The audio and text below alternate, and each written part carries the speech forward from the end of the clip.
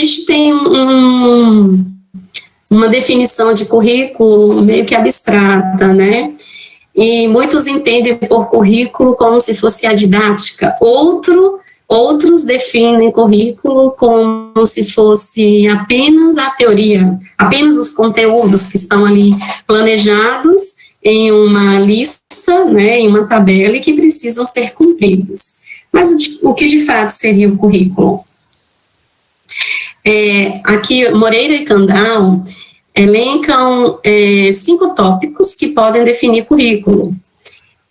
Os conteúdos a serem ensinados e aprendidos, então, que compõem o currículo, as experiências de aprendizagem, os planos pedagógicos, os objetivos a serem atingidos e os processos de avaliação. Então, a soma de todos esses elementos constituem o currículo. Os conteúdos que hoje nomeados de objetos de conhecimentos pela BNCC, né, eles precisam ser ensinados e apreendidos. Mas de que modo? Né? Como a gente vai compreender que esses objetos foram realmente apreendidos? Né? Então, um elemento está imbricado ao outro. Então, os conteúdos, a gente vai conseguir identificar se houve ou não apreensão destes através do processo avaliativo. Essas experiências de aprendizagem, elas vão ser consideradas nos planos pedagógicos, que seria o planejamento do professor, item C, né? E os objetivos a serem atingidos. Com certeza, quando a gente discute a questão do currículo emergencial, num caráter excepcional, o que a gente precisa elencar são esses objetivos, né, a forma como vai ser desenvolvido, né, que caracteriza as habilidades, e quais serão essas habilidades e os objetos a serem definidos e atingir o que a gente deseja, né, meio que intencional. Então, o currículo para Moreira e Kandal se resume a esses 5 itens, né, aos conteúdos, às experiências de aprendizagem, ao planejamento, aos objetivos que serão atingidos pelo aluno e o processo de avaliação. E como está organizado o currículo em Luiz Eduardo Magalhães? Quais são as conexões estabelecidas neste currículo? Estou falando sozinha ou vocês estão me ouvindo? Estou te ouvindo. Ok, podem se manifestar, tá? Quando vocês acharem conveniente, pode somarem aí as contribuições. Aí, como está organizado o currículo em Luiz Eduardo Magalhães? Para chegar ao currículo que hoje existe em Luiz Eduardo, houve um respeito a uma hierarquia, né? Primeiro, a BNCC, que propõe, que foi, na verdade, surgiu a partir de uma reivindicação do Conselho Nacional de Educação e que foi planejado através do Plano Nacional. Então, as diretrizes, os elementos que compõem a BNCC direcionaram os documentos curriculares dos estados, que no nosso caso é o DCRB, né, que é o Documento Curricular Referencial da Bahia, que automaticamente contribuiu para a composição da proposta curricular de Luiz Eduardo. E esta precisa estar em evidência no projeto político-pedagógico, que automaticamente vai reverberar suas ações lá na sala de aula, através do planejamento do professor. Né? A proposta curricular de Luiz Eduardo Magalhães, ela é composta pelos textos introdutórios, que constitui as diretrizes, a concepção teórica, se constitui através, além da concepção teórica, a compreensão de aluno. Ele é um currículo composto por competências, né? E tem características locais, respeito à diversidade e à cultura local, além de considerar elementos globais, né? A proposta curricular de Luiz Eduardo, está em processo de validação. Os professores, através das subcomissões, constituíram o ano passado o organizador curricular. Então, nós estamos em processo agora de validação, de revisão do material, e o Comitê de Governança fará a validação e a audiência pública para, então, chegar às escolas. Mas todas as escolas tiveram acesso aos organizadores que foram compostos, né, pelas subcomissões representadas por professores, gestores escolares, né, e quem realmente está na sala de aula no fazer, na prática do dia a dia.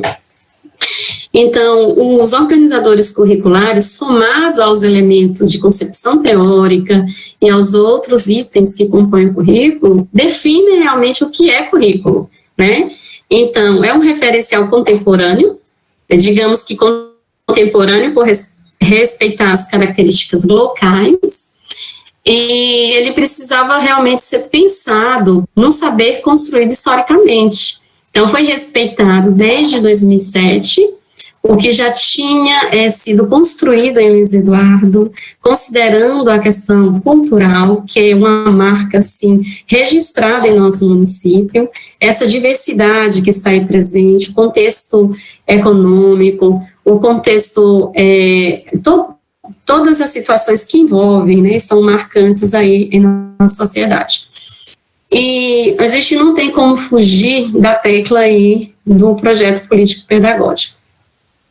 O projeto político-pedagógico ele precisa estar imbricado, né, independente da proposta estar em posse ou não das instituições escolares, o DCRB direciona o projeto político-pedagógico, porque a proposta pauta-se no DCRB, né?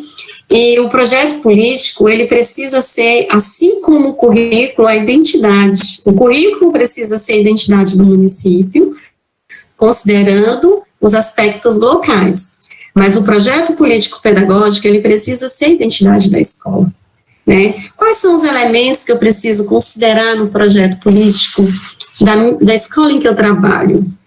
Qual é o perfil, qual é a caracterização dos alunos que compõem essa escola, né?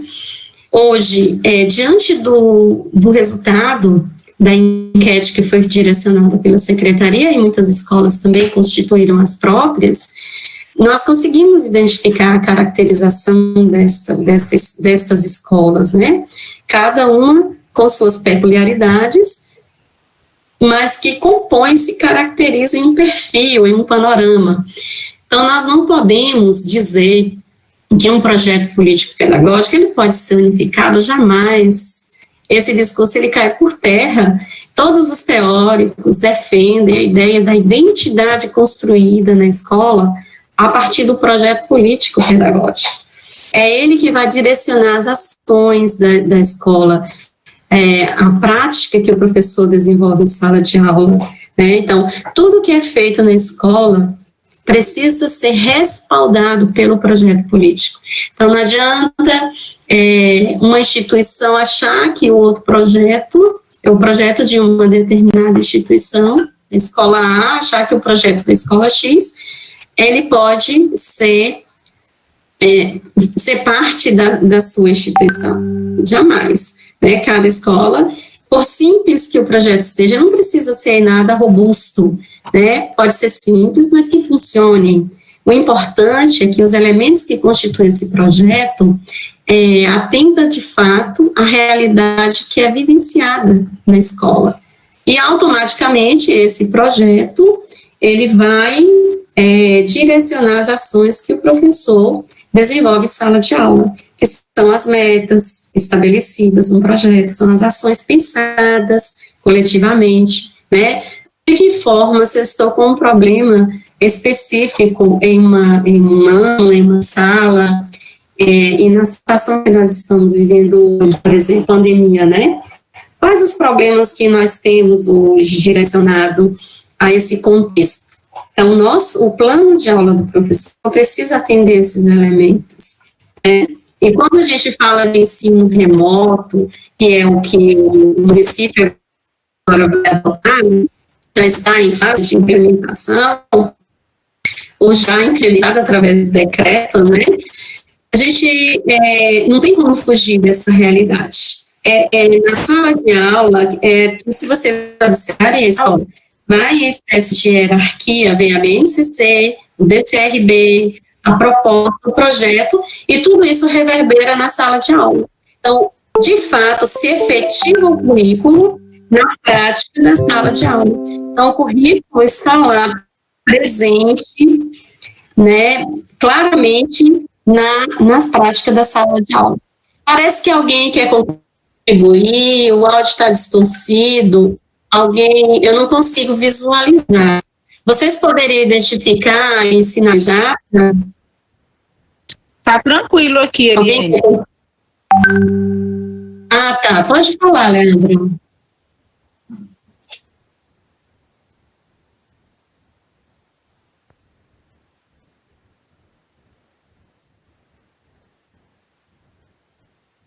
É porque nós estamos com... Obrigada, Leandro. Mas é porque eu não consigo visualizar vocês porque eu estou com a tela cheia aqui, né? Por conta do material. Mas a Cíntia explicou no início, eu acho que nem todos conseguiram acompanhar o início.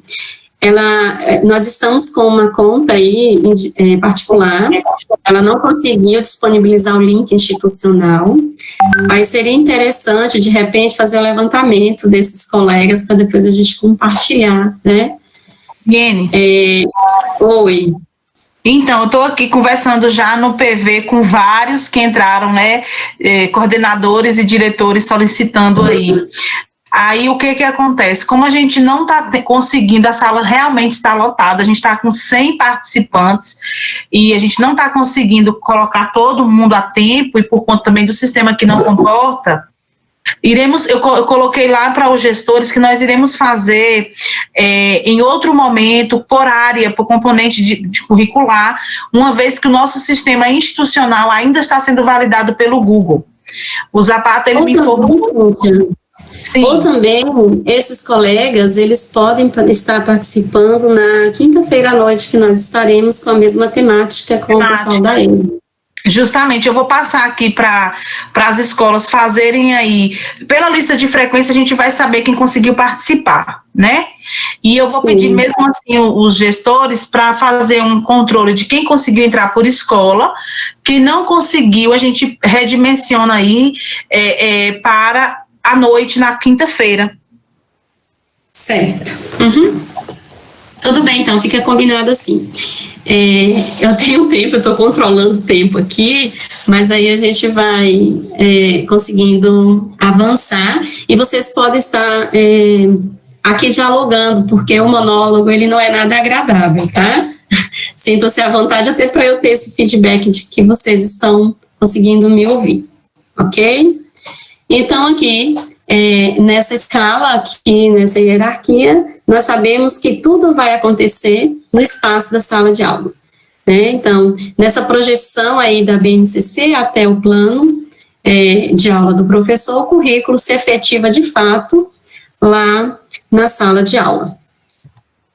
E o que seria o currículo emergencial diante da Covid-19? Como elaborar esse currículo? Como a Cíntia já comentou ao início da reunião, né, foi solicitado a todos os gestores que, de modo cuidadoso, fizessem uma visita aos organizadores curriculares por componentes e, então, elencassem o que era prioridade para cada ano, respeitando os componentes e as respectivas habilidades, né, os objetos de conhecimento. Aí, diante disso, o currículo emergencial, como uma característica, assim, bem prática, seria a reestruturação e ampliação das ações educativas. Aí, neste caso, a reestruturação dos elementos que compõem, na verdade, além dos organizadores curriculares, também a questão da prática em si, né, a junção do que está previsto no organizador e a prática desses elementos previstos. em uma reestruturação que atenda ao desenvolvimento humano e à vida social. Tá, eu tenho lá no 6º ano uma lista de, um exemplo, né? Uma lista de objetos com suas respectivas habilidades, mas que alguns destes, eu observo às vezes na fala dos professores de matemática, eu falo matemática porque, assim, pela convivência de formação, né? Mas com continuidade. Geralmente eles falam assim, é só um exemplo para ilustrar, tá? Geralmente eles falam assim, não é necessário isso antes da pandemia. Isso, não precisamos atentar muito tempo com este conteúdo, porque ano que vem eles vão ver esse conteúdo novamente. Então, seria interessante, Leandro, que contribui pouco, ele bate bem nessa tecla, né? Seria interessante reforçarmos tal conteúdo que para eles é pré-requisito e é novo nesse ano, né? Então, é importante que estejamos atentos a esse desenvolvimento humano, né? O que é relevante, de fato, neste momento de pandemia? Fomos pegos de surpresa aí, né? Tudo novo. Algo que abarque um momento excepcional de novos desafios para as gerações atuais. Então, é um momento excepcional, que abarque, além desse contexto, o que é relevante para cada ano, de fato, né? O que é pré-requisito. Então, isso tem que ter um cuidado e um olhar muito minucioso em relação a isso em todos os componentes, porque lacunas, mesmo antes da pandemia, elas existiam. E agora, no contexto da pandemia, não adianta a gente achar que a culpa é da pandemia, porque os problemas que aí estão já existiam, eles só se emergiram, na verdade, né? Só se intensificaram, mas eles já existiam. Então, é necessário a gente ter esse olhar cuidadoso e minucioso na hora de elencar esses elementos que consideramos relevantes e que, de fato, são pré-requisitos. A forma de organizar, o tempo que será destinado a cada um deles. Então, tudo isso, todas as a forma de direcionamento que vai ser trabalhado, ali a metodologia que vai ser utilizada. Então, tudo isso compõe esse currículo emergencial. Então, é esse olhar cuidadoso, essa mudança de paradigma que marca aí o currículo emergencial. Definiria como mudança de paradigma e olhar cuidadoso. Desde a música lá, né, quando trata desse florescer, dessa mudança, dessa necessidade, dessa junção de teoria e prática. Então, o currículo emergencial é marcado por isso. Então, e o que considerar no currículo emergencial? Emergencial, excepcional, né, surgiu assim, tudo muito rápido, e que não adianta a gente querer fechar os olhos, até porque o direito à aprendizagem é garantido por lei, né? E independente de como ela ocorra, da maneira que ela ocorra, de que modo ela vai acontecer, independente disso tudo, o nosso aluno, ele tem direito a essa aprendizagem. Porcentagem mínima que ele venha a atingir, da maneira que possa atingir, é responsabilidade nossa, enquanto professores, né? Estarmos aí preocupados com esse direcionamento, de como isso vai se proceder. Então, quem são os estudantes? Nós precisamos considerar isso. Esse levantamento vocês têm no diagnóstico, né, feito lá no questionário. Quem são esses estudantes? Tivemos contato aí, acho que 2 meses, não sei se 2 meses fechados, né? Os estudantes, no modo presencial, eles têm uma característica. E nesse modo de afastamento, até o comportamento emocional, psicológico deles vai ser diferente, né? As características serão acentuadas de modo diferente. Então, é importante considerar quem são estes estudantes, quais as aprendizagens se espera fomentar com as atividades curriculares que estão trabalhando, né? Então, assim, elencamos lá um conjunto de objetos de conhecimento atrelado às suas habilidades, certo? Mas eu pretendo fomentar o quê com essas habilidades que foram elencadas? O que é a prioridade dentre todas aquelas que foram elencadas? O que eu ressaltaria de mais importante? Então, este olhar cuidadoso a gente precisa ter, e eu sei que já é prática de muitos da rede, né? Isso já faz parte do dia a dia de vocês, tanto é compromisso, que já é parte da prática de vocês, né? Já é um exercício constante. Mas é importante, nesse contexto que nós estamos, um olhar mais aguçado para esse fomentar, né? Que tipo de atividade precisa estar embrincada com essa habilidade para que, de fato, ela venha a ocorrer, né? Não na mesma intensidade, né? Isso vai depender muito da forma que será conduzido. Qual a natureza dos objetos de conhecimento destas atividades? Então, os objetos de conhecimento que foram traçados, qual que é a natureza deles, né? O aluno, aquilo ali é pré-requisito, é importante para esse momento, eu posso dar continuidade lá na frente. Que contexto eu posso trazer somado a isso, a esses itens que foram levantados? Então, esses questionamentos, eles precisam existir, porque é a partir desses questionamentos que nós iremos ter a resposta, isso em cada realidade. Né? Isso não quer dizer que a escola A vai ter o mesmo resultado que a escola B. Isso não significa que a prática adotada na escola A precisa ser exatamente igual à escola B. Lá na frente a gente vai ver um pouquinho dessa diferenciação. Então, não importa a maneira que vai ser feito. O importante é que aconteça, que seja simples, mas que se efetive. Né? O importante é que se efetive. E esse exercício, por já fazer parte do contexto de muitos, eu tenho certeza que não será dificultado agora nesse contexto da pandemia. Como fazer o ensino acontecer? É possível? Estão me ouvindo? Sim, Ariene. Sim, Ariene, estamos. Obrigada. Obrigada. Então, como fazer o ensino acontecer? É possível fazer o ensino acontecer diante do Covid-19? É possível ou não? Será? Aí nós trouxemos aqui algumas estratégias, né? Isso não quer dizer, se a gente traçar aí uma linha do tempo, né? Uma linha do tempo já diz que as fragilidades existiam, os problemas existiam, elas emergiram no Covid. Agora vamos procurar um caminho, um mínimo que nós possamos oferecer, já soma alguma coisa, né? Não importa, como eu já falei, o modo que vem acontecer, o importante é que algo está sendo movimentado, né? E aí, diante desse ensino remoto que o documento do município traz, o próprio documento coloca em evidência as atividades síncronas e assíncronas. Isso num modelo de uso das tecnologias, né?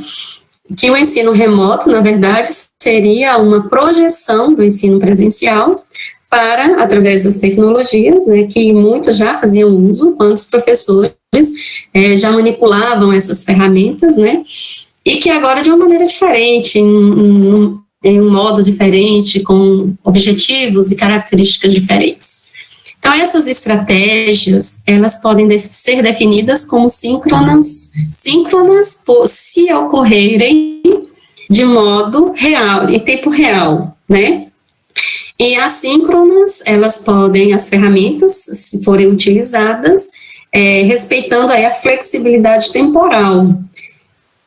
Se fizerem uso de ferramentas posterior que o aluno possa estar consultando, como vídeos, como fóruns, como atividades que o aluno possa se organizar em um outro momento que não seja em tempo real. Então, o documento, ele traz essas duas características, que eu acho que registra bem a marca do documento, que não está dizendo no documento que essas atividades precisam ser trabalhadas pelas instituições do município de forma unificada, tem que ser só isso, não. Aí foi respeitado o artigo da LDB, né, se não me engano, 24, que trabalha com a questão da gestão democrática. E então, as estratégias síncronas e assíncronas é uma característica bem, assim, presente e marcante nesse modelo aí de ensino, para que ele realmente venha acontecer. Garantir relação mais efetiva entre tempo e objetos de conhecimento. Aqui, por exemplo, esse momento que nós estamos dialogando, né? Em alguns momentos foi monólogo porque não houve interação. Então, é necessário respeitar essa relação, que essa relação realmente se efetive com esses objetos, né, os objetos de conhecimento que serão trabalhados com os alunos. É necessário delimitar tempo, porque com certeza vocês já fizeram a manipulação do material que as coordenadoras disponibilizaram para vocês, e a Cíntia, acho que eu vi esses dias que ela já compartilhou um material em relação a isso, material que diz respeito a essas características, os elementos importantes que constituem esse panorama do ensino remoto. Então, essa relação entre o objeto de conhecimento e o tempo, ele é importante, porque o aluno tem um tempo, e de forma presencial, para se concentrar, e de forma virtual, online, será ao mesmo tempo, né? Mesmo com a flexibilidade temporal, de que maneira ele vai conseguir se concentrar isso? Então, tudo isso precisa ser pensado, né? Oi, alguém quer falar? É Dilma, tudo bem? Tudo. Eu gostaria que você, por favor, por gentileza, poderia diferenciar de novo síncronas e assíncronas, que eu não entendi direito? Obrigada. As estratégias síncronas e assíncronas. Assim, as estratégias síncronas e assíncronas são elementos que constituem tanto... Oi, Ariane, só um pouquinho, Ariane. Para não ter que repetir, só observe na informação que você deu do fórum como atividade assíncrona, entendeu? Agora que você vai diferenciar. Certo. Então, atividades síncronas e as atividades assíncronas, as duas ferramentas utilizadas nos dois modelos, elas constituem tanto a modalidade de ensino EAD como a forma de ensino remoto. Há uma diferença entre ensino remoto e modalidade de ensino EAD.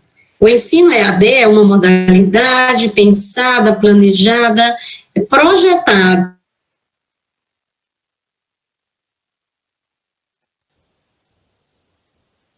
a projeção do ensino presencial, né, de um modo remoto, e que existiu aí de uma maneira emergencial, excepcional. Nós não prevíamos se em 2015, em 2018, em 2018, digamos, né, porque 2019 já iniciou a Covid. Se em 2018 já imaginássemos, ou já se imaginassem que poderia ocorrer isso, uma projeção já teria sido feita para esse modelo que nós estamos vivendo agora. É tudo novo.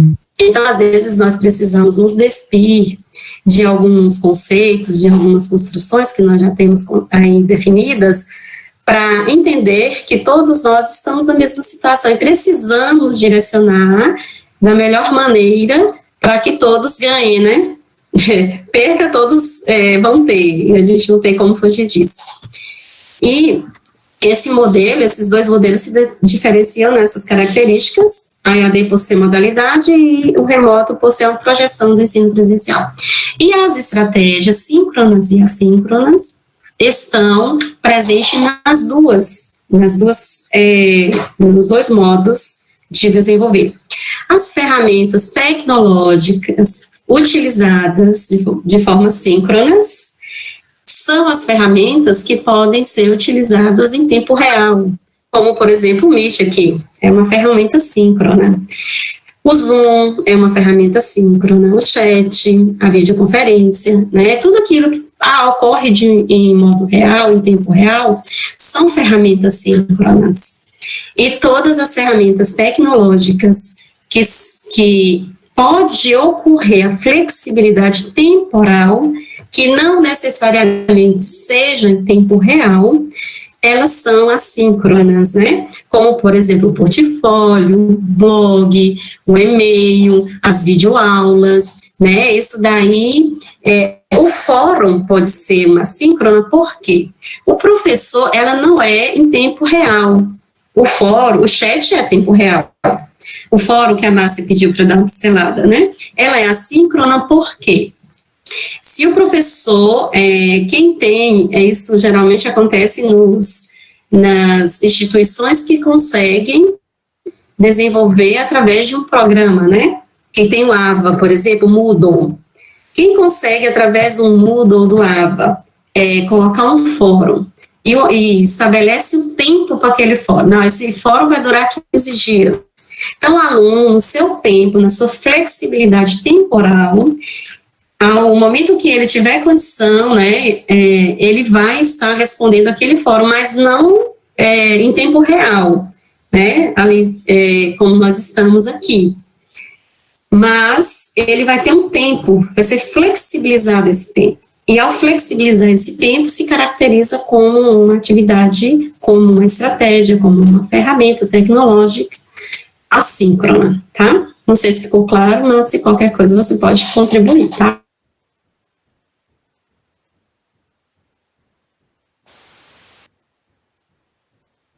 Importante, né?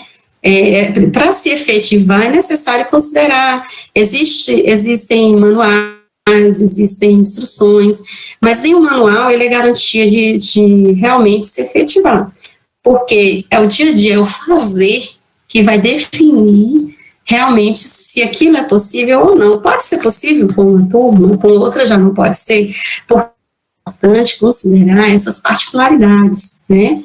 O que eu consegui com uma turma específica não quer dizer que necessariamente vai ser projetado na outra turma do mesmo modo, até porque o nível de maturidade, o nível de conhecimento que aquela realidade possui não é a mesma.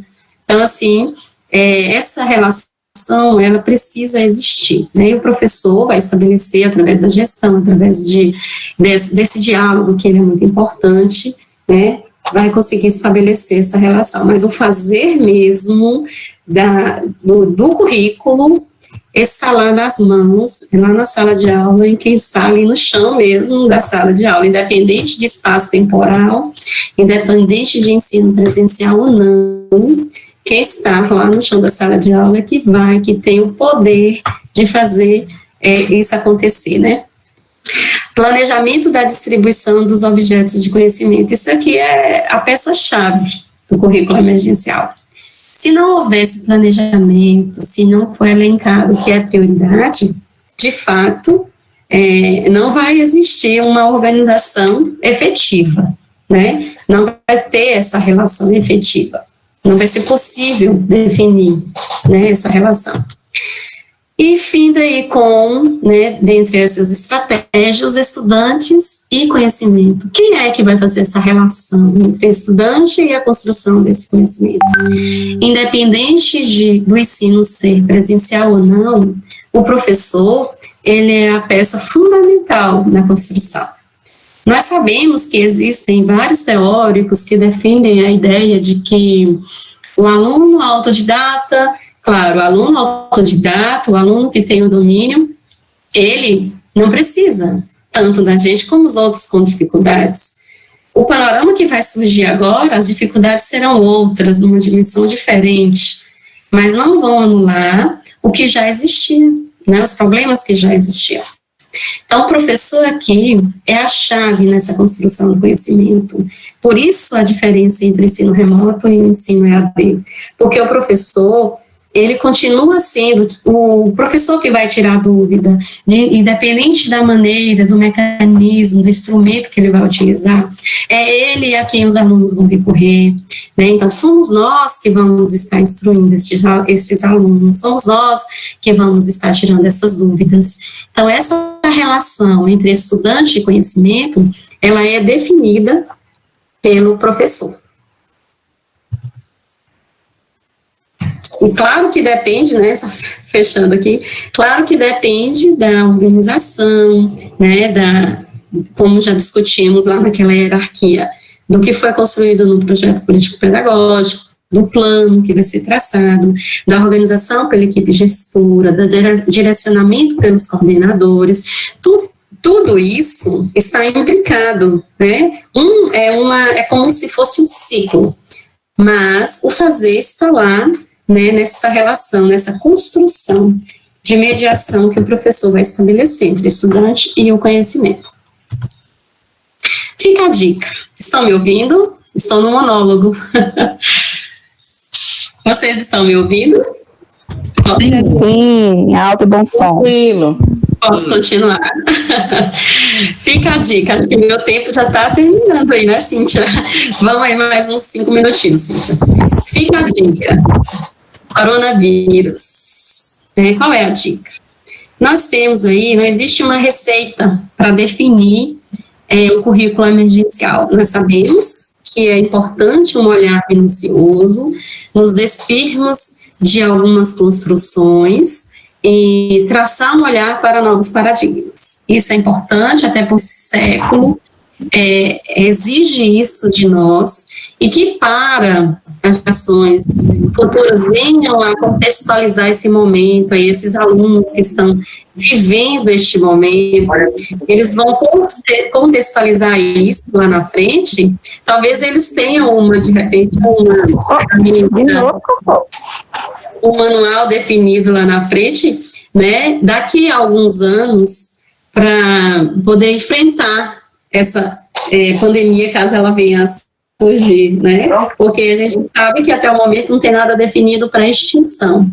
A gente sabe, assim, nós não temos certeza do que vai ser em 2022, do que iremos enfrentar em 2028, do que iremos enfrentar em 2030, né? Então, não precisamos sermos ansiosos pelo que vai vir, do porvir, mas precisamos focar no que estamos vivendo, né? O que é prioritário neste momento. Então, o currículo emergencial seria definido como a palavra prioridade. Né? O que é prioridade? O que é currículo emergencial? Além da mudança de paradigma, além do olhar minucioso, além da prática do professor, além do diálogo, além do trabalho da gestão, além da soma da rede, o trabalho da secretaria, além dos coordenadores de modalidades, além disso tudo, o currículo emergencial é o quê? Prioridade. O que é prioridade de aprendizagem? Né? Essa seria a definição mais, assim, sucinta do currículo emergencial. E aqui, eu acho que a Gernusa e acredito que a Cíntia também já fez o compartilhamento com vocês, com os coordenadores, dos mapas de foco da BNCC. Esses mapas de foco é uma iniciativa, né, da Reúna e do Itaú Social. Na verdade, eles já vêm trabalhando nisso desde quando surgiu a BNCC, né, desde da homologação da BNCC, eles vêm trabalhando em cima disso. E, como uma inovação pedagógica, veio assim a somar.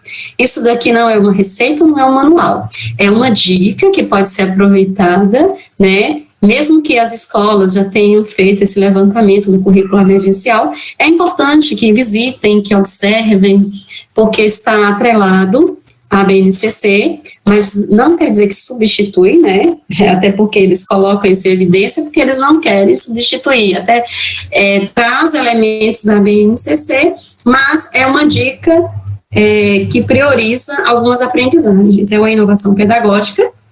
Existem mapas produzidos por eles, eu acho que na área de língua portuguesa, matemática, ciências, da natureza e ciências humanas. Os demais objetos, os demais componentes ainda não tem nada traçado. Mas, assim, eles trazem nesses mapas algumas características importantes. Eles trazem análise e seleção criteriosa dos objetos de conhecimento, o que é prioridade para cada componente curricular. Eles abordam um olhar sistêmico. O que seria olhar sistêmico? A importância de se estabelecer entre o currículo local e o que está posto no mapa, né? As habilidades focais e complementares, aí coloca em evidência as habilidades da BNCC, mas o que é complementar? O que pode ser acrescido nisso? Às vezes nós podemos definir assim, essa habilidade é interessante para o 6º ano, para o 7º, para o 8º, para o 9º, mas o que pode ser complementar a isso? Não, eu já posso antecipar tal item, né? Isso no contexto presencial ou não? No contexto pandemia, pós-pandemia.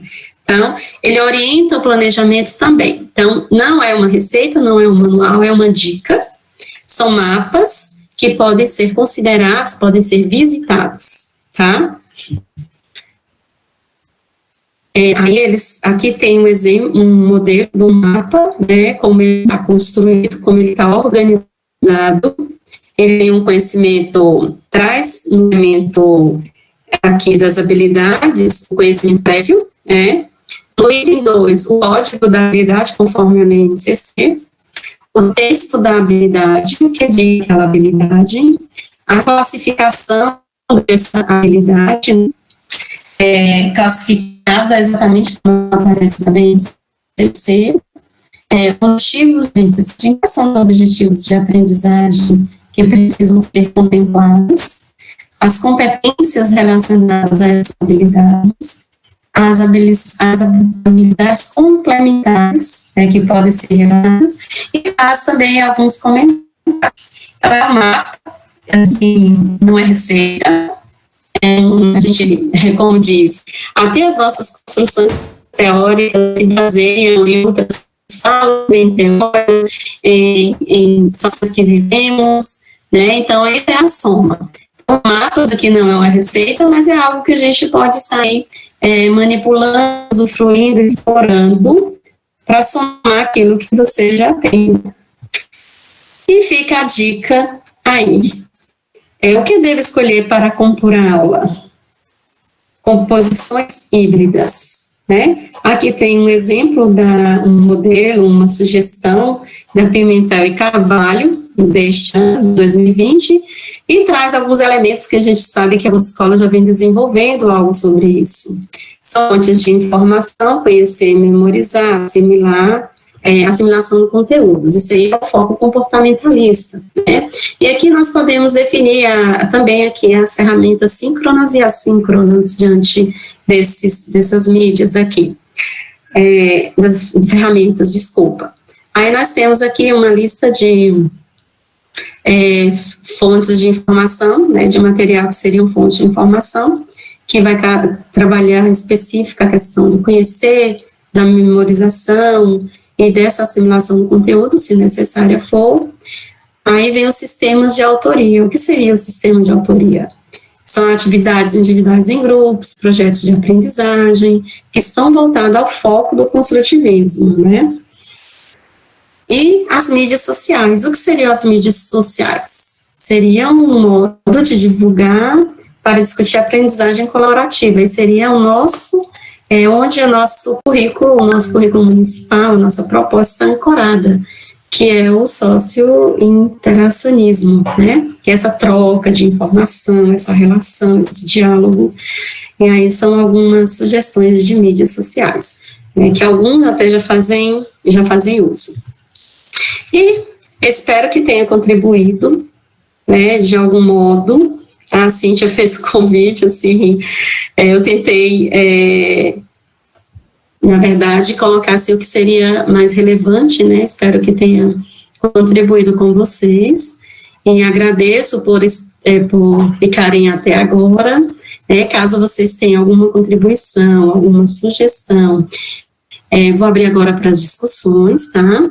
e algo específico do documento ensino remoto, acredito que a Cíntia vai estar passando, acredito que já deve ter passado o documento, né, as escolas terão acesso, e aí o que vier de dúvida, vocês vão colocar, sintam-se à vontade, tá? Diante do que foi discutido aqui, espero que tenha contribuído com vocês. Muito obrigada pela atenção, tá?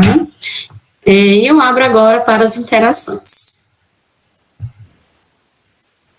Boa tarde, queria fazer uma pergunta para a Eriene. Sim. Oi, Eriene, é o professor Marlon. Eu queria tirar uma dúvida. Como que a gente consegue definir a questão dos conteúdos, na sua opinião, da questão da relevância, né? Eu acho extremamente relevante na educação física, por conta do momento que a gente está vivendo, não só da pandemia, mas também desse movimento Black Lives Matter, por exemplo, fazer aliar essa questão desse movimento que fala sobre essa questão do preconceito racial, por exemplo, com o esporte, né? Esse assunto, esse conteúdo, ele não é um conteúdo considerado mínimo dentro da BNCC, por exemplo, na educação física, né? Como que eu consigo, entendendo que é importante, que eu preciso debater isso com os meus alunos, porque está na televisão, os esportes estão falando sobre isso, a própria NBA, né, o basquete americano e outros esportes, como é que eu posso fazer com que isso se torne um assunto para ser debatido, por exemplo, nas minhas aulas quando eu for gravar, mesmo não sendo um conteúdo mínimo? Obrigado. Então, Marlon, assim, obrigada pela contribuição, pelo questionamento também, é uma soma, né, aí nós estamos somando, e assim, em relação a essa prioridade, o professor da área, ele consegue fazer esse levantamento, assim, mais claro, né, do que seria prioridade relevante, mas tratando da questão do preconceito racial ser uma temática meio que abrangente, eu acredito que você poderia abordar de um modo que permitisse, através da metodologia que for adotada, através da estratégia, de uma maneira que o aluno pudesse ser protagonista na situação, né? Eu acho que através de campanhas mesmo, veiculadas por eles, isso num formato entre o grupo da turma, né? Aí nós podemos destacar como estratégia a sala de aula invertida, né? Que é algo que muitos professores já vinham praticando e muitos já vinham pedindo informação, mesmo antes do contexto da pandemia. Eu penso que é uma temática que não pode ficar de fora, ela precisa ser abordada, sim, importante, relevante. Vai chegar na consciência negra, né? Então. Isso. Desculpa te interromper. Eu acho que deve ser trabalhada por ser algo, eu não tenho certeza, mas eu penso que ela está elencada entre os temas integradores. Não tenho certeza na proposta curricular. Os temas transversos, né? Aí, mas aí pode ser trabalhado também por meio do próprio projeto, né? Não quer dizer que o modo remoto impede a projeção de projetos, né? Então, são as estratégias que serão adotadas e vão definir e conduzir esse processo, né? Eriene? Oi, Cíntia. Estão conseguindo me ouvir aí? Sim. Achei pertinente a colocação do Marlon e o questionamento, porque, na verdade, ele abre leque para várias outras áreas de conhecimento que não só a educação física, né? E que a gente fica, assim, nos questionando mesmo nessa questão da habilidade mínima, para que a gente possa estar trabalhando com o nosso aluno e que, às vezes, não contempla aí as necessidades que a sociedade vai nos colocando, né, com essa questão aí do preconceito racial em si. Então, assim, quando ele estava perguntando, eu fui aqui lembrando, né, dessa questão da sala de aula invertida. Tem um microfone aqui, deixa eu só Ok. Então, da sala de aula invertida, né?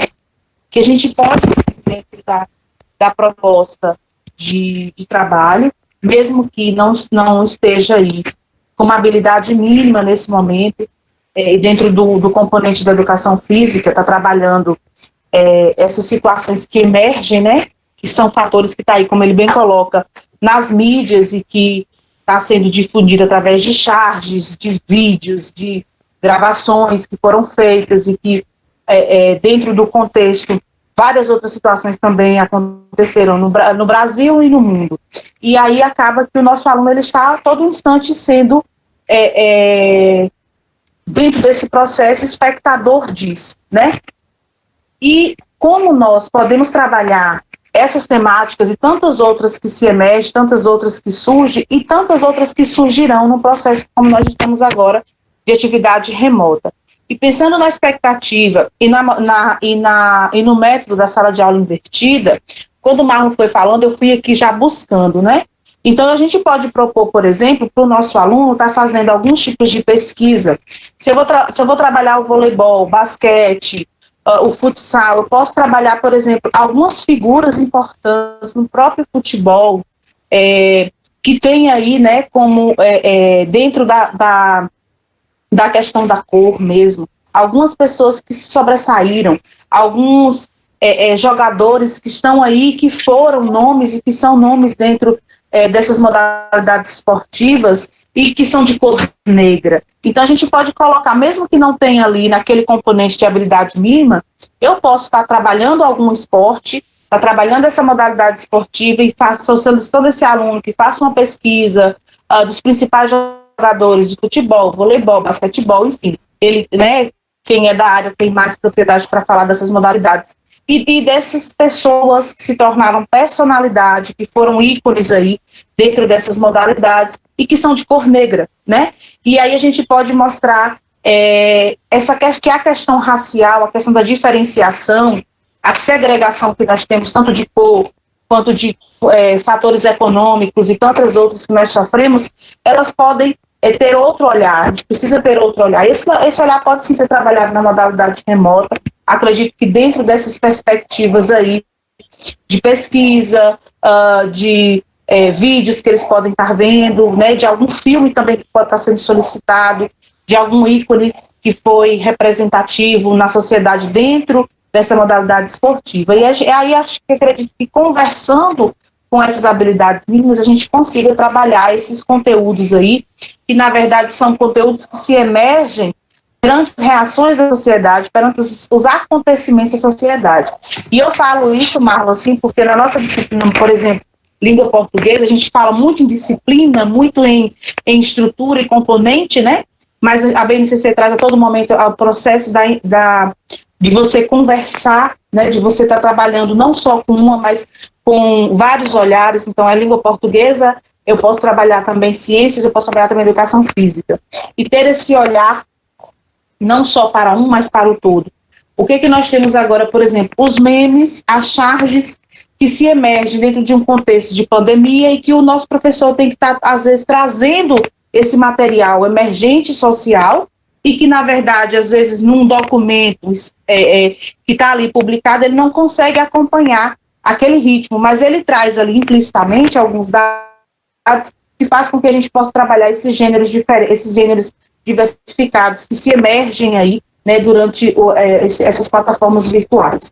Então, essa conversa, esse olhar aí holístico, nós precisamos trabalhar e ter essa sensibilidade, como você teve, Marlon, de trazer para nós, né, esse olhar, essa sensibilização, de ver como que essas questões que se emergem, que estão aí, como a Ariane bem coloca no início, né, na verdade, vários problemas da sociedade, e que nós estamos vivenciando agora de uma maneira extremamente maior dentro de todos os aspectos que a gente trabalha, porque eles existiram, a Ariane coloca isso, eu muito feliz na sua fala, eles existiram, eles estavam aí. O preconceito racial é algo que a gente percebe que ainda está, infelizmente, dentro de algumas questões que estão implícitas, mas que carregam, né, esse preconceito aí racial. Tem um preconceito linguístico, tem tantos outros preconceitos que a sociedade vai se se colocando e, às vezes, implicitamente vai reverberando, né? E em relação a isso, aí eu penso que a pandemia ela serve para aumentar essa intensidade de como a gente irá trabalhar as coisas. E ao passo também que ela nos dá algumas possibilidades. E o olhar sensível nosso, do professor, é que vai estar atento, né? Que como a Ariane coloca, não é um princípio de receita pronta, é um documento norteador. Nós podemos sim colocar dentro da nossa realidade, dentro da sua autonomia enquanto docente, conteúdos que se mexam sim na sociedade e que possam conversar com esses conteúdos basilares. E, bem, assim, somou bem, Cíntia, os questionamentos. O questionamento que o Marlon colocou em evidência, é importante, sim, essas temáticas, elas precisam serem ressaltadas, e acho que a Sandra, a Edilma fizeram alguns comentários aqui no chat. Tem alguém que falou do currículo da rede, que eu não identifiquei o nome, e tem uma fala da Marina Carla ali, que eu quero comentar ela daqui a pouquinho, que seria a realidade quântica, que é a nossa realidade hoje, né? Que está imbricada aí às teorias emergentes.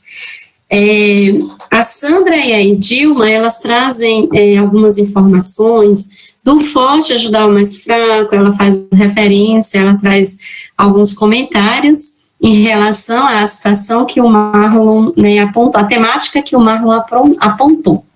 E como a Cíntia bem colocou, né, é uma temática que, assim como outras, elas vão estar aí presentes, já estavam presentes antes da pandemia, e hoje elas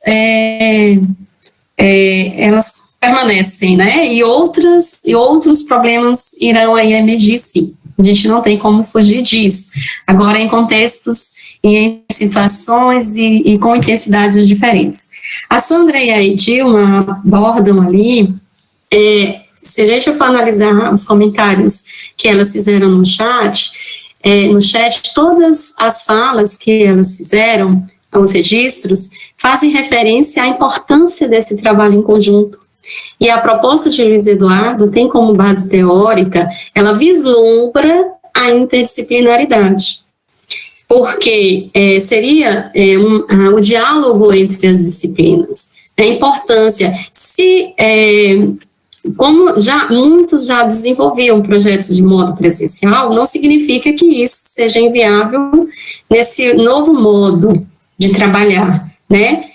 Se o Marlon ali, educação física, suscitou a possibilidade do trabalho com essa temática, não descarta a possibilidade de língua portuguesa fazer uma soma à educação física, né, uma campanha e outra disciplina de arte, né, e todas as outras que têm um olhar assim meio cuidadoso em relação à temática.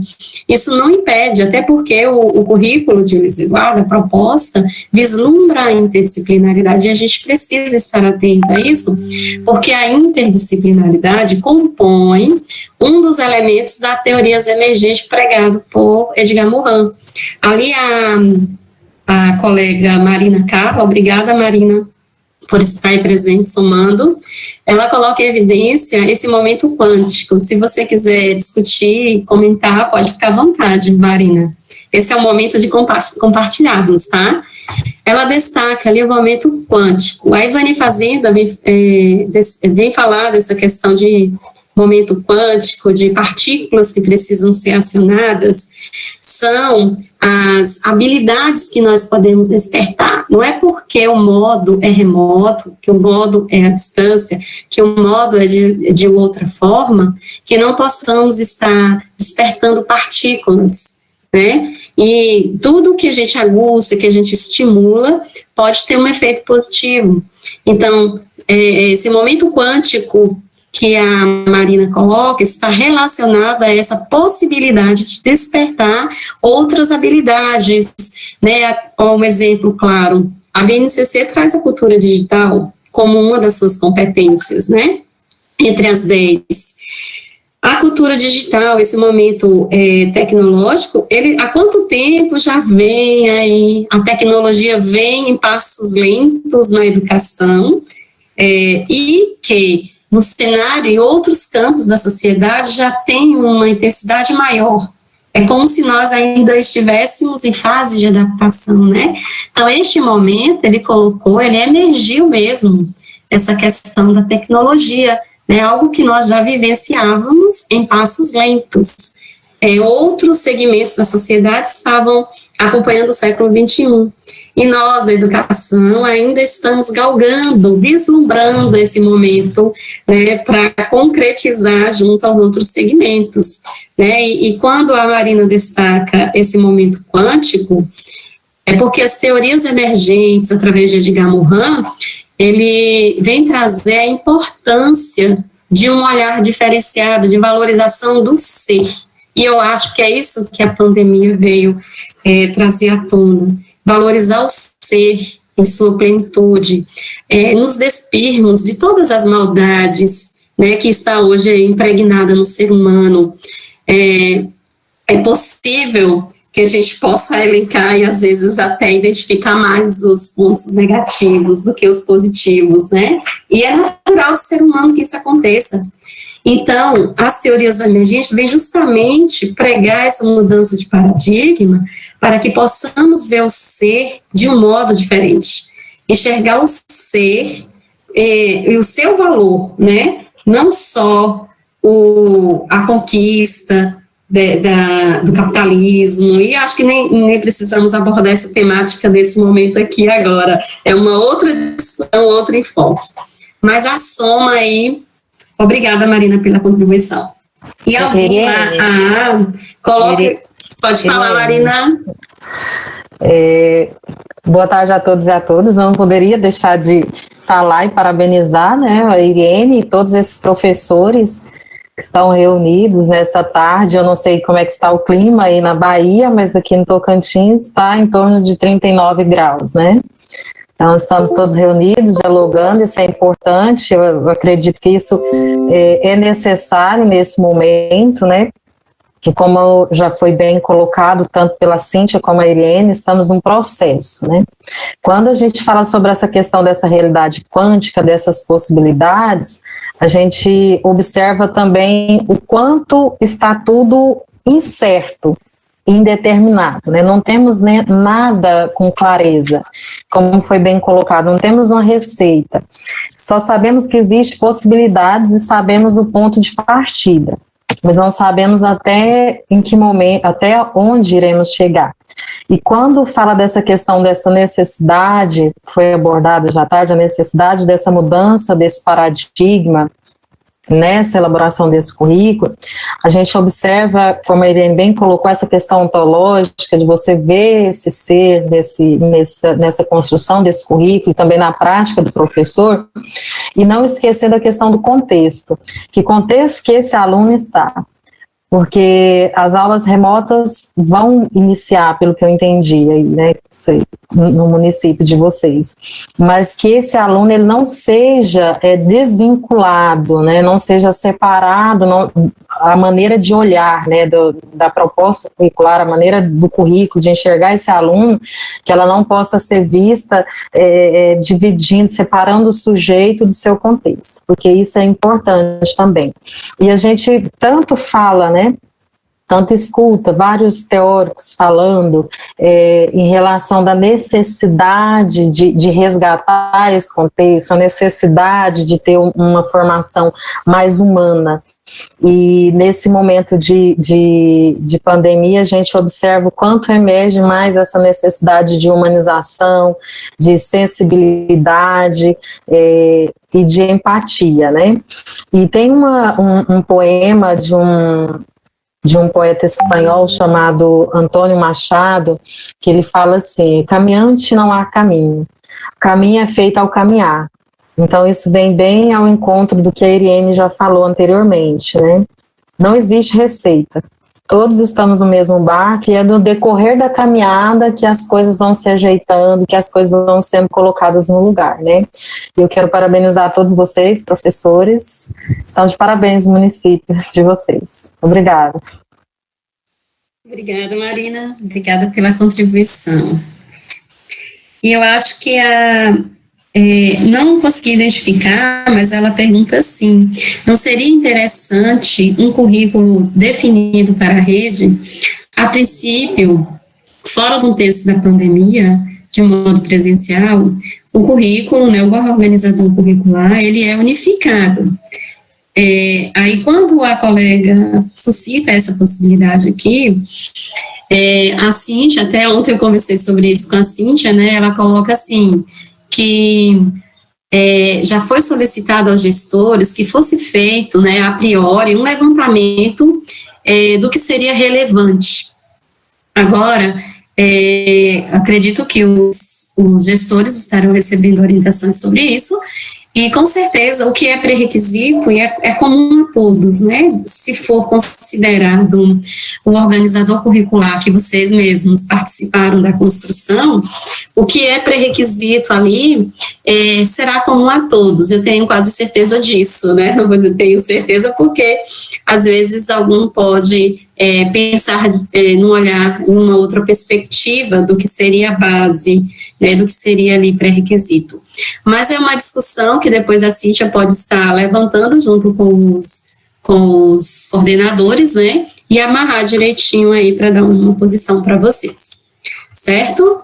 Tem mais alguém que queira fazer uma contribuição? Cíntia, agora é com você. Obrigada a todos pela participação, obrigada, Cíntia, pela oportunidade, tá?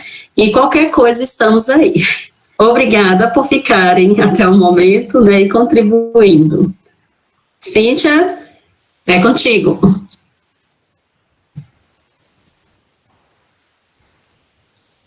Seu áudio nós não estamos conseguindo te ouvir, apesar do seu microfone estar aberto.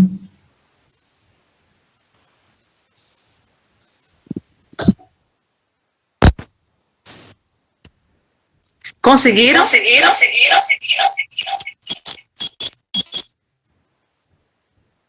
Ok.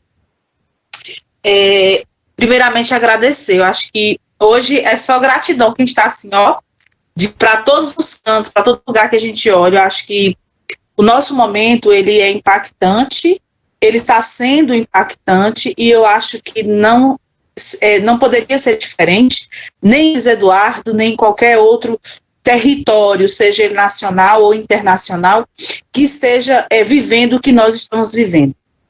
Então, parabéns, Eriene, pelas colocações, por nos trazer elucidações assim primordiais, né, quanto à questão do currículo emergencial, o esclarecimento da nomenclatura, né, da projeção dessa nomenclatura num contexto ideológico, num contexto formativo.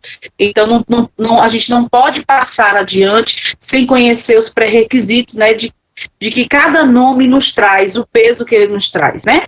Por isso que entender o nome, entender a nomenclatura e conhecer, né, de onde ela vem e para onde ela quer nos levar é importante. Então, o que é currículo emergencial, o que nós podemos entender dentro de todo esse contexto que a pandemia nos colocou. Então, como bem você tratou, e eu acredito que os nossos professores que estão aqui presentes também estão, assim, constantemente buscando aí alguns conhecimentos, a gente está sendo meio que bombardeado, né, de informações e de documentos que não eram necessários anteriormente e que agora está sendo nos solicitado para que a gente possa adequar a educação, adequar no sentido de contexto pandêmico, né, para vivenciarmos esse momento, mas com maneiras bem menores do que a pandemia está colocando. E é por isso que a palavra mitigação, ela chega no contexto pandêmico, ela entra nos documentos oficiais, ela perpassa os documentos oficiais e ela chega nos discursos aí, né, a nível nacional de idealização para diminuir as consequências causadas pela pandemia. Acredito que o objetivo nosso de formação, ele foi alcançado. Você trouxe para nós grandes elucidações à luz, né, de teorias, de literaturas e de teóricos aí, cientistas na área da educação, e que nos traz assim um conforto muito grande de que nós estamos sim caminhando, né, na busca de acertar. E como bem colocado aí, a nossa colaboradora, né, que você convidou, é o momento de, se não antes éramos humanos no processo do fazer pedagógico, do fazer da aprendizagem, isso hoje é nos cobrado de uma maneira muito significativa. Se o antes eu era, as ideias técnicas, pedagógicas, práticas, metodológicas, me afastava do ser humano, do ser, aquele que tem suas capacidades e também tem as suas fragilidades. Se anteriormente o meu olhar era distante desse ser humano, a pandemia nos faz entender ele de uma maneira mais ampla e de uma maneira significativa. Se os métodos, as técnicas, os processos de organização de uma visão educacional, como avaliação, como sondagem do conhecimento, como preparo deste aluno para o conhecimento e, posteriormente, a sondagem, se ele apreendeu ou não este conhecimento. Estava em nós, imbricado nas nossas relações de pontualidade, de questões de qualitativo ou quantitativo, e a gente falava em números, e se falava em rendimento, e se falava em ações dentro da escola, com projetos ou não com esses alunos. Hoje a gente percebe que tudo isso que foi construído, consolidado, trabalhado historicamente, histórico, social, político e ideologicamente, está imbricado no nosso discurso, na nossa prática, foi de uma maneira até abrupta tirado de nós. Porque a relação aluno e professor não temos mais. A relação aluno, sala de aula, material, físico, relação de olhar, não temos mais. E tivemos que pensar e tivemos que nos colocar à disposição de reconstruir tudo isso que parece que foi totalmente findado. É como se nos colocasse numa sala e tirasse tudo que a gente tinha construído antes. E aí eu lembro das falas, né, de muitos conselheiros, de muitos representantes do Conselho Nacional de Educação, quando diz assim: o momento é um momento de nos olharmos enquanto ser humano, de olhar o nosso aluno enquanto ser em processo, ser humano em processo, e de perceber que nossos documentos, que toda a nossa preparação, até a base, até a BNCC, não tínhamos a dimensão que a pandemia nos colocou. Então, tudo que nos é solicitado, é nos solicitado de uma maneira emergente, de uma maneira emergencial. É por isso que a gente não engessa, a gente não o torna fechado, porque nós queremos que ele seja partícipe do processo. E para que possamos ser partícipes desse processo, é necessário que todos nós tenhamos contribuição, desde a confecção do nosso plano de aula remoto, até o pensar, o fazer uma videoaula, uma aula pelo Meet, uma interação pelo WhatsApp. Precisamos estar, assim, em constante consonância com todo o processo. E o nosso documento, ele muito fala sobre isso, sobre que é o momento que a gente precisa andar junto. Então, quando a gente traz, Eriene, para falar sobre currículo emergencial, e a gente coloca a questão do currículo emergencial, foi solicitado às escolas. Por que nós solicitamos às escolas um currículo emergencial? Foi por um acaso? Foi aleatoriamente? Não foi aleatoriamente. Tudo que a gente está fazendo não está sendo aleatoriamente. Ah, mas demorou demais. Dentro do território de Luiz Eduardo Magalhães, do contexto que nós vivemos, não foi tardio nenhuma ação.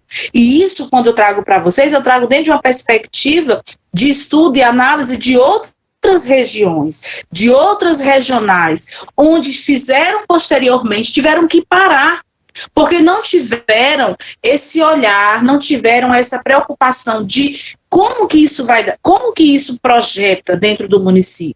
E aí eu tenho, assim, algumas falas bem pontuais, onde coloca a comparação e equiparação de uma realidade com outra nesse momento de pandemia, ela não pode ser algo latente e algo que vai servir de base para que eu possa seguir. Por quê? O próprio presidente da República, quando ele traz a Lei 14.000, ele vai dizer para os municípios que é facultado a ele possibilitar o ensino remoto ou não, uma vez que sabemos que a questão dos instrumentos, como ou das máquinas que nós temos, o computador, o celular e tantas outras, ainda não é de fácil acesso a todos. Ainda não é de condição de todos terem esses equipamentos. E também a internet, que para uns é possível e para outros não é possível.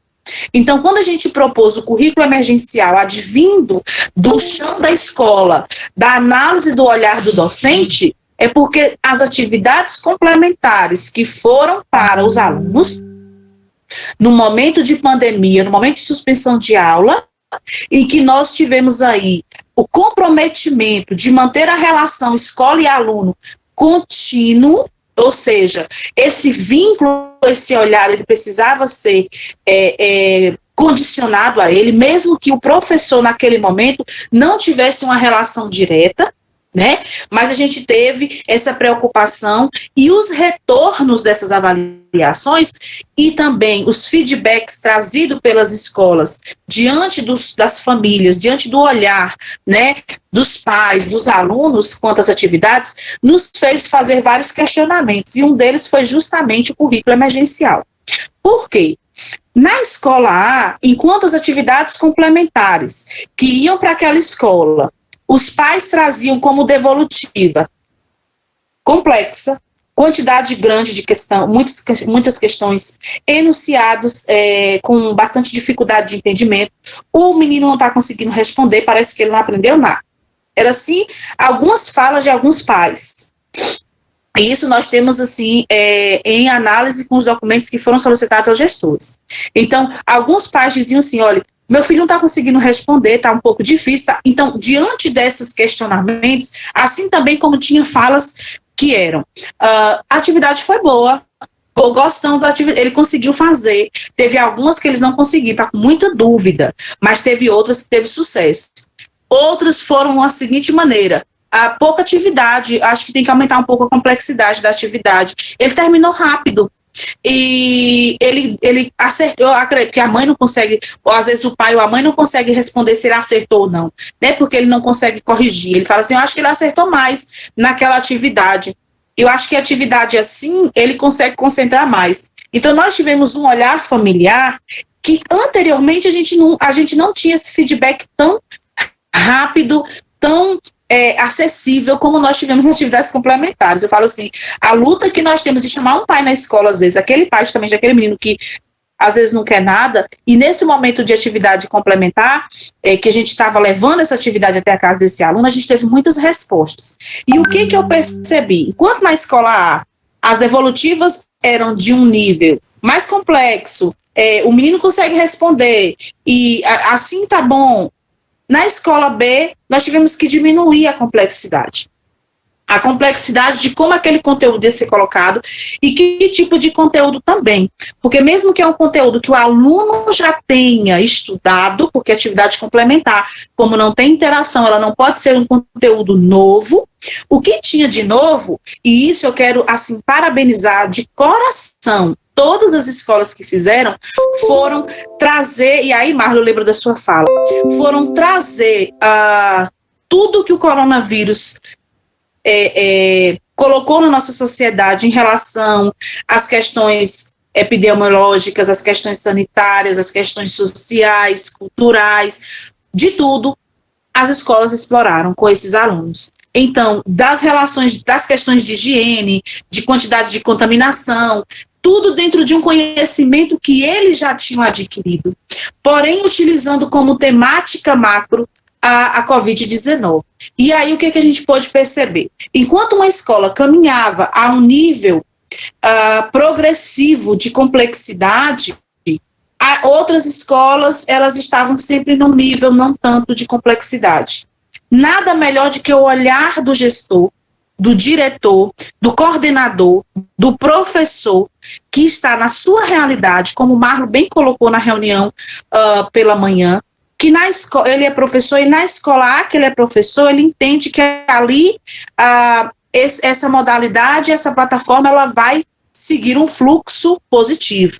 Porém, na escola B, ele entende que esse fluxo ele não vai ser tão positivo, e isso nos preocupa, e nos preocupa no sentido geral, não só de município, mas de estado e de Brasil.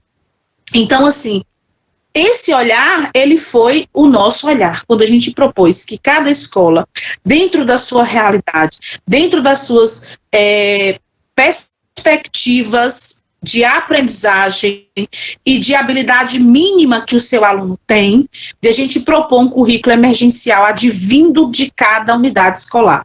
Só que, como eu coloquei para a Eriene, a priori, estamos construindo juntos todo esse fazer remoto.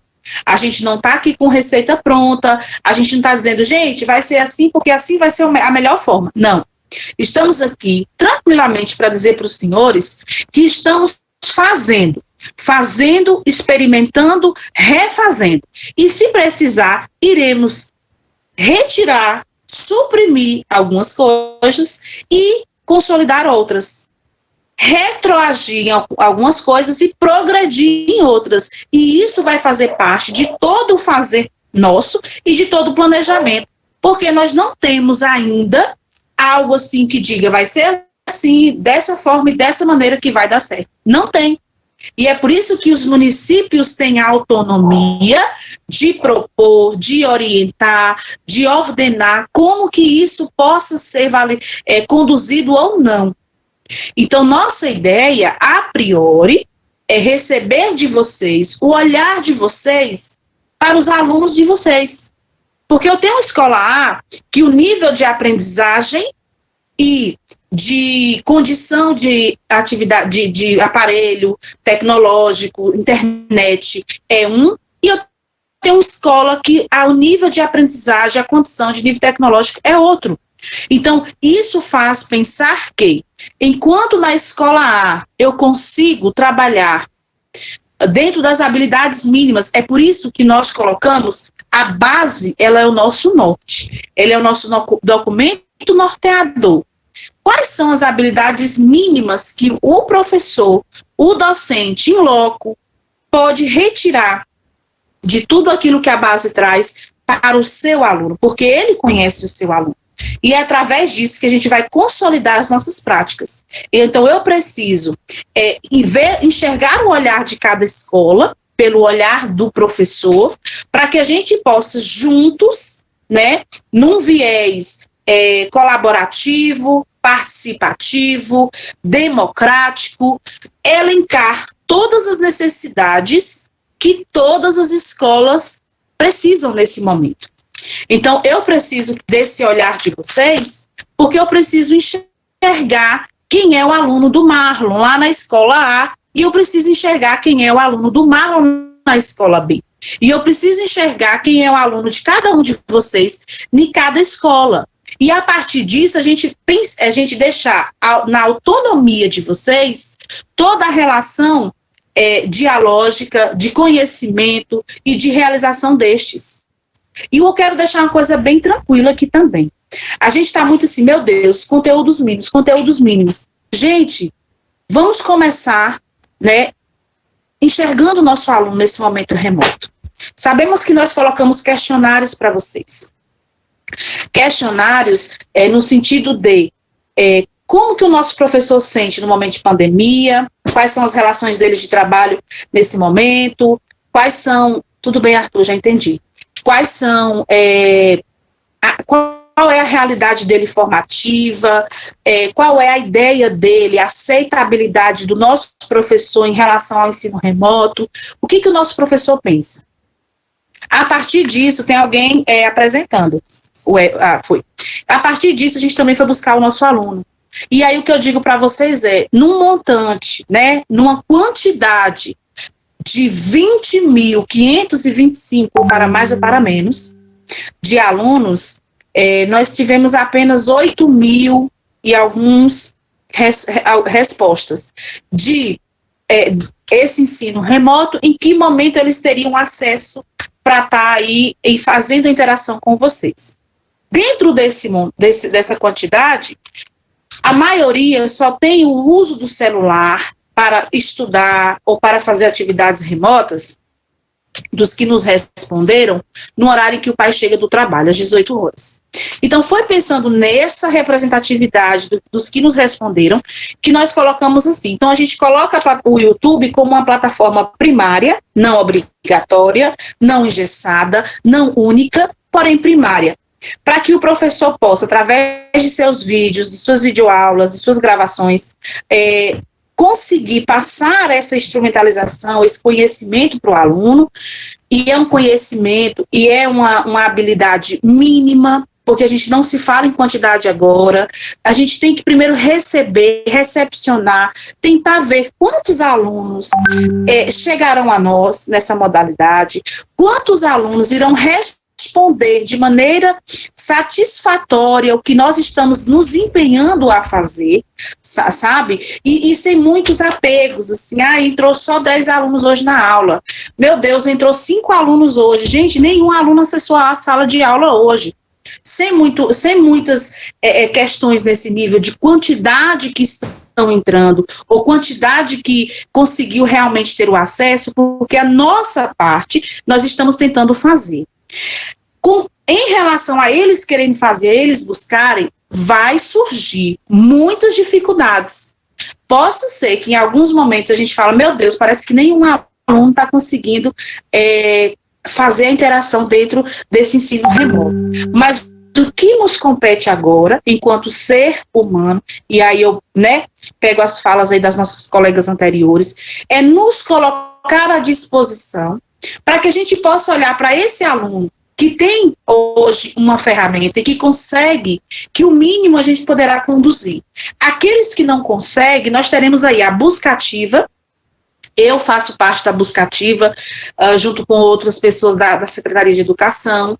Eu faço parte do Conselho Municipal de Educação. Então, assim, a Secretaria tem pessoas dentro da Secretaria que fazem parte de órgãos que está aí correndo atrás desse menino que às vezes não está indo na escola, não pegou atividade. Nós temos uma relação, para vocês saberem, de quantidade de atividades complementares que foram buscadas na escola. Essa quantidade, a gente tem nome de menino, quem pegou e quem não pegou. Essa quantidade, teve escolas realmente que não nos passaram essas relações assim, fidedignas. Por quê? Porque às vezes tinha um contratempo, tinha outro contratempo. Mas a gente sabe que os contratempos eles vão existir. E a gente não está aqui para somatizar os contratempos. A gente está aqui para somatizar as ideias que irão nos levar a um resultado positivo.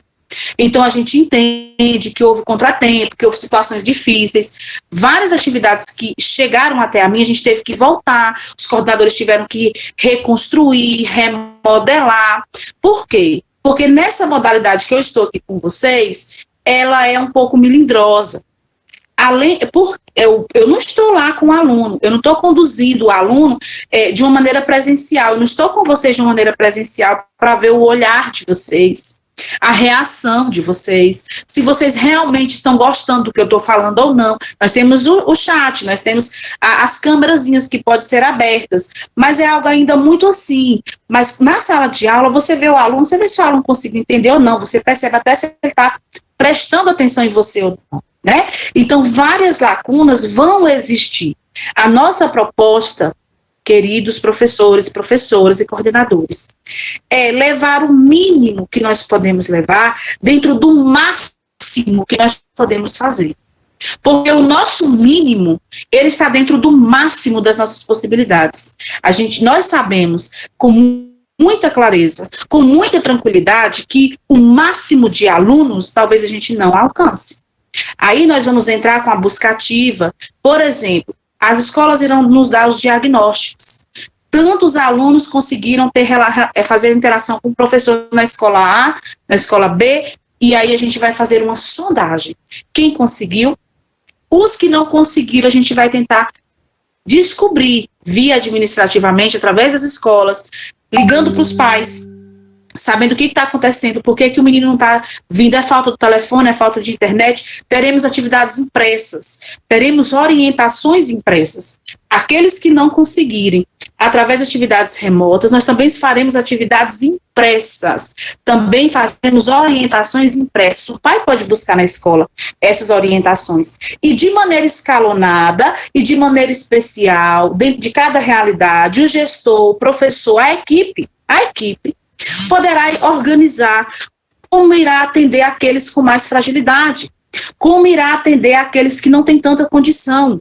É o momento de todos nós sentarmos nas nossas cadeiras como educadores e pensarmos juntos, de construir estratégias juntos para atingir o máximo de aluno possível. Porque não existe nenhum método que vai nos dizer que dessa forma todos vão ter acesso. Desta maneira, todos irão ter acesso. Aí um questionamento que surge é o seguinte: mas se a gente der ferramenta, se a gente der internet para todos, a gente vai conseguir que todos façam interação? Não vai. O prefeito de Salvador, ele fez uma proposta de internet para todos e nem todos conseguiram entrar. 20% não tiveram acesso. 20% não acessaram. Então, existe um método, existe uma fórmula mágica para a gente alcançar todos? Nós sabemos que, como a Ariane colocou, a pandemia, ela vem só dar volume ao que já existia. Porque a desigualdade, a falta de equidade, a falta de isonomia, ela existia. Mesmo presencial, a gente sabia que tinha aquele aluno que às vezes não ia para a escola. Mesmo com o conselho tutelar batendo na porta do pai, a assistente social batendo na porta do pai, de uma maneira ou de outra, esse aluno ia para a escola, mas ficava 10 dias sem ir, depois voltava para a escola, ficava 5 dias sem ir, e aí você vai descobrir por outras fontes que ele estava no meio disso, no meio daquilo, e depois acontece aí a evasão, ele para de estudar, né? Quando chega já numa idade. Então, o que eu estou querendo dizer para vocês? Eu acho que é um momento de tranquilidade. Por quê? Porque nós estamos fazendo, mas fazendo com responsabilidade. Aos poucos, cada unidade escolar, dentro da sua especificidade, vai olhar esses mapas que foram trazidos aí, eu já compartilhei lá para os nossos coordenadores. Agora, à luz dos debates que a nossa mediadora de hoje trouxe, a Ariane trouxe, e muito bem colocado, e muito bem trabalhado, eu acho que deu uma clareza maior para vocês, de, poxa, quais são as habilidades mínimas, né? E a partir disso, a gente vai sentar, analisar, ver o que pode ser colocado e ver o que realmente vai ser viável na minha realidade. Eu falei para algumas escolas assim, vamos começar com uma semana motivacional, porque o mínimo agora, gente, ele chega na porta do nosso aluno como o máximo. Eu não tenho professor lá não é uma escola, lá não é uma sala de aula, lá não é um espaço onde ele vai, o professor o recebe. Nós temos alunos, nós vamos ter aí no retorno, vários alunos fragilizados, vários alunos que tiveram aí, durante todos esses 5, que agora entra 6 meses sem aula, dentro de uma fragilidade emocional muito grande, onde ele se sentiu assim, foi tirado da escola dele, a sala de aula, a cadeirinha que ele sentava, o coleguinha que ele conversava, o momento do intervalo, o momento do brincar. E isso, quando eu falo assim, eu já me emociono.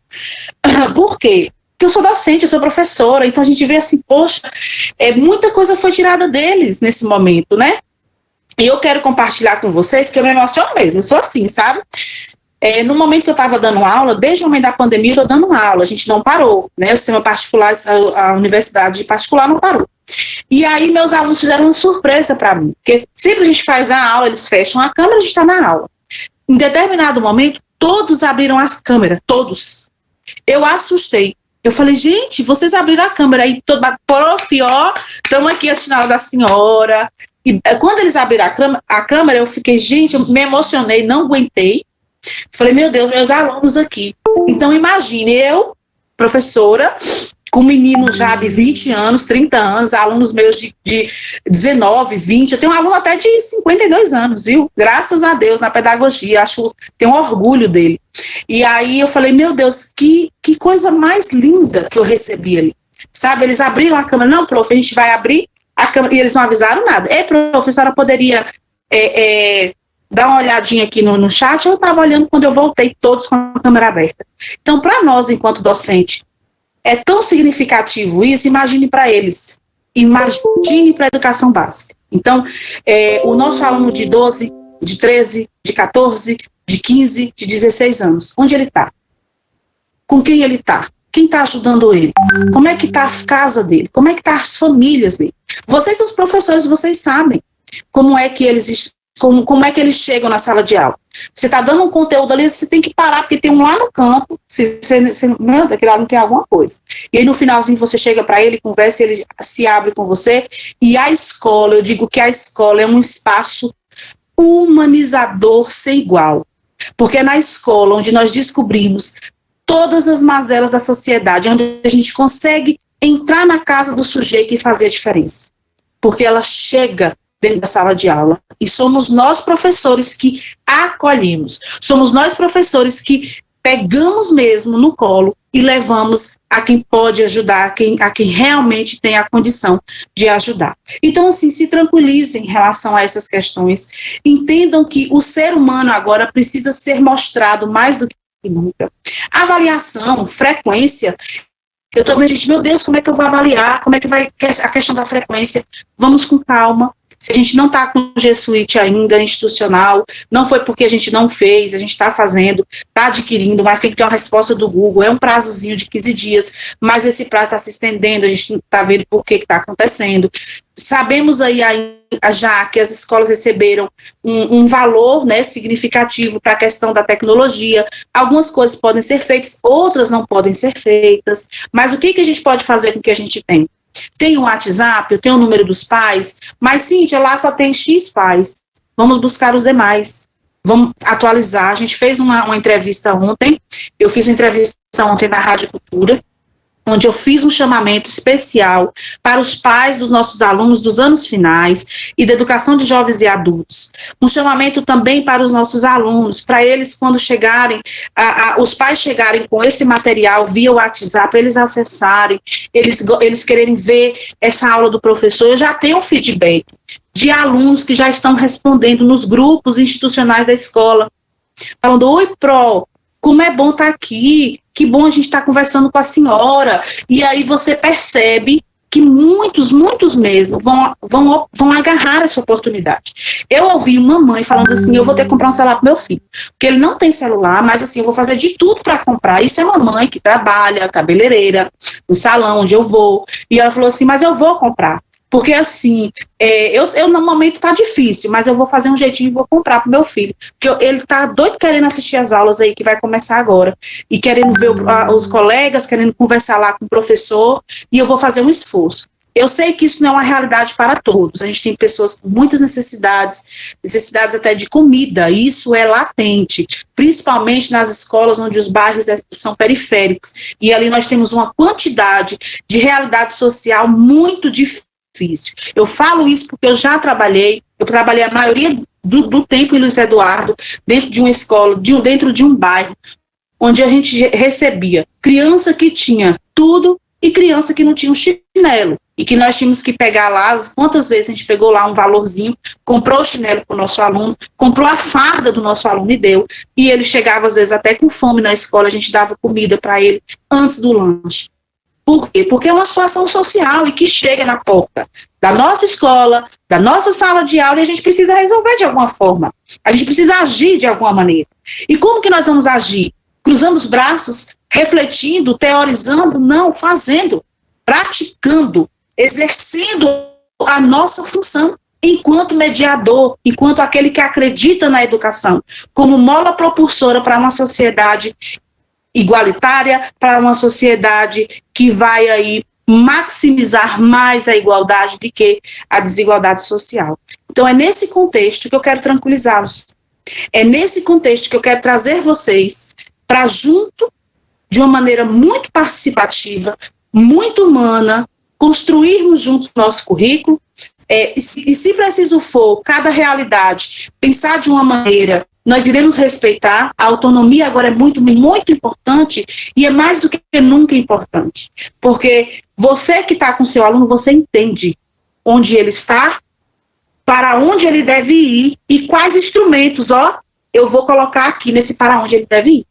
Porque você sabe qual é o método que vai dar certo na sala de aula A e qual é o método que não dá certo na sala de aula B. Porque na sala de aula B eu tenho João, Maria, Pedro, Fernando, Verônica, que não consegue render nesses instrumentos e eu preciso pensar neles. Então, é nessa perspectiva que a gente coloca para vocês, assim, essas formações essa semana passada, e estamos vendo aí outras para outra semana, né, com nossos autores. Hoje foi com a nossa querida Ariene, que traz para nós uma oportunidade imensa de ver o currículo emergencial, não tão quanto o peso que ele traz em relação à sua nomenclatura. O currículo, dentro da sua nomenclatura, já é um peso muito grande. E quando fala emergencial, esse peso ele aumenta drasticamente na nossa mente, ele fica ali latente. Ariene suavizou, tranquilizou, né? Trouxe a nós, assim, uma elucidação bem prática, que eu acredito que agora o vamos fazer e fazer para valer vai dar certo, dentro dessa coerência. Cíntia, mas aí vai ser um só para a rede ou cada escola terá um? A priori, cada unidade de ensino dos anos finais, educação de jovens e adultos, e a GEL vai falar mais especificamente para o grupo, né, educação de jovens e adultos sobre isso, e também os anos iniciais, nós tivemos aí respeitando cada autonomia, cada olhar de cada escola. Então, a gente vai analisar todos esses currículos, e eu já, diante dessas análises, já quero deixar para vocês, assim, para sair bem mais felizes daqui, que com o olhar que a gente teve em alguns, que eu já consegui ver, porque nem todos a gente conseguiu analisar, vocês estão conversando com esses documentos norteadores. Porque nós gostaríamos, como a Ariane bem colocou no início, que cada região, cada município tem a sua caracterização de território, de local. E eu já analisando alguns, digo com tranquilidade que eu não vou precisar mexer em nada, porque dentro daquele currículo já tem ali como base os instrumentos, as habilidades mínimas que já tem aí num documento mais norteador. Então nós não vamos mexer, nós vamos deixar vocês experimentar isso. A gente percebeu que está assim, dentro de uma análise muito sólida, muito responsável, dentro da realidade da escola.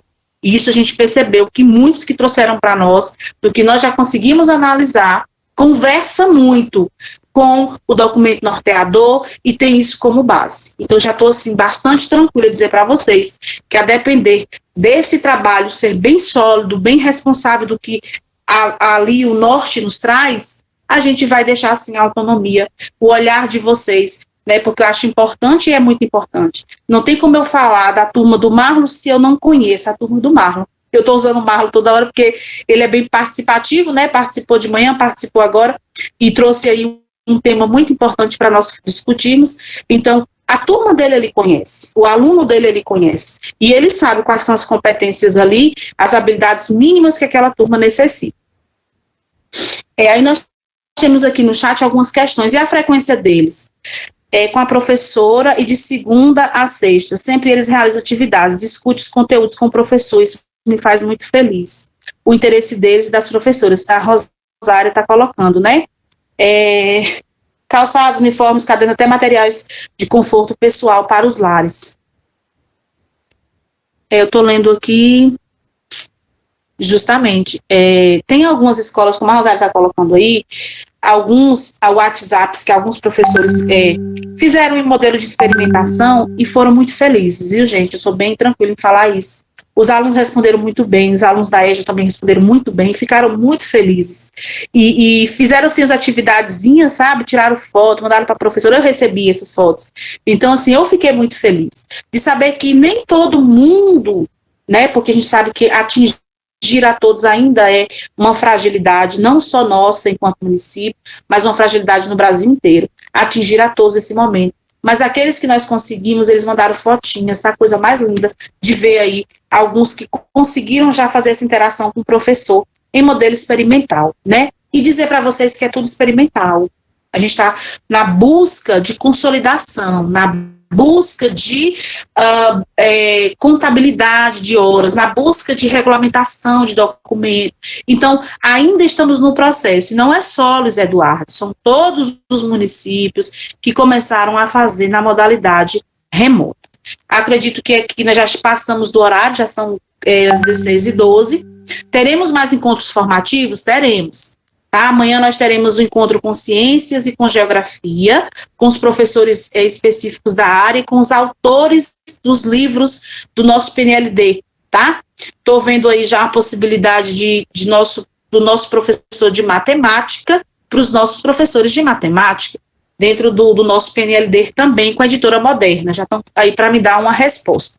Então, assim, vamos ter mais formações, vamos ter mais encontros para explicar as coisas, plano de aula, como a gente pode estar otimizando esse tempo, né, como foi colocado, é pouco tempo para tanta coisa. Vamos devagar, o que eu posso fazer?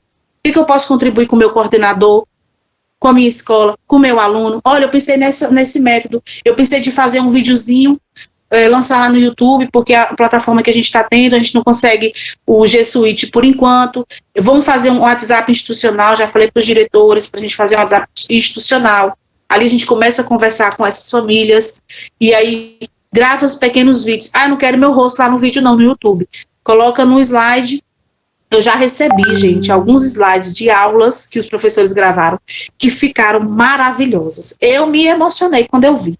Porque eu falei, gente, que coisa linda. Então, assim, aulas de história, aulas de ciência, eu já recebi, sabe, para análise. Eu fiquei, assim, muito feliz, muito contente, e eu não teria como esperar outra coisa, porque os nossos professores, todos vocês que estão aqui presentes, os que não estão presentes, que fazem parte da nossa classe, todos são muito bem preparados. A gente acha que não. Meu Deus, eu não consigo mexer nessa ferramenta, mas quando vocês aprendem, é sucesso. É muito bonito de ver. E aí ele não quis mostrar, teve uns que não mostraram o rosto, teve uns que colocaram o rostinho lá no fundo do slide, começaram a fazer as aulas em slides e passar o vídeo. Então ficou muito interessante. Tem várias outras formas de a gente trabalhar. E aí, vamos conversando, as formações estão acontecendo, conforme for acontecendo, eu acredito que muita coisa vai se clareando, tá certo? Tudo que for construído agora são documentos prévios. Vai ser assim, desta maneira, batido o martelo, a gente está em construção ainda. Apesar que no nosso documento norteador, que foi para o Conselho, a gente deixa essa autonomia para as escolas. E eu acho importante que as escolas tenham autonomia, sim, nesse processo do currículo emergencial. Porém, se a gente perceber fragilidades no processo, fragilidades quanto a elencar as habilidades mínimas, quanto dificuldade de estar elencando, nós vamos dar o suporte para vocês a todo instante. Não se preocupe. Se na totalidade a gente perceber que precisa padronizar, a gente vai vir aqui em reunião com vocês, colocar e instrumentalizar. Tá? Não se preocupe em relação a isso. Eu quero agradecer muito a cada um de vocês que esteve aqui conosco hoje, já convidar os nossos professores de Ciências e Geografia para amanhã estarem aí nos encontros, em parceria com a FTD. E aí, os encontros anteriores, professores de arte que estiver aí hoje na nossa reunião, professor de história, vocês receberão um certificado, tá? Conforme preenchimento de lista de frequência. Então, nós enviamos a lista aí, é bom que vocês façam o preenchimento, que aí vocês receberão certificado desses encontros formativos, tá bom? Teremos encontro, sim, amanhã, Irami, teremos encontro à tarde. O nosso encontro amanhã será, a priori, só à tarde. Para amanhã a gente não tem nenhum encontro, tá? E semana que vem a gente começa aí com alguns encontros que nós iremos colocar para vocês no decorrer aí da semana. Agradeço todos que estão aqui. Quero dizer que estou com vocês para tirar as dúvidas, para ajudá-los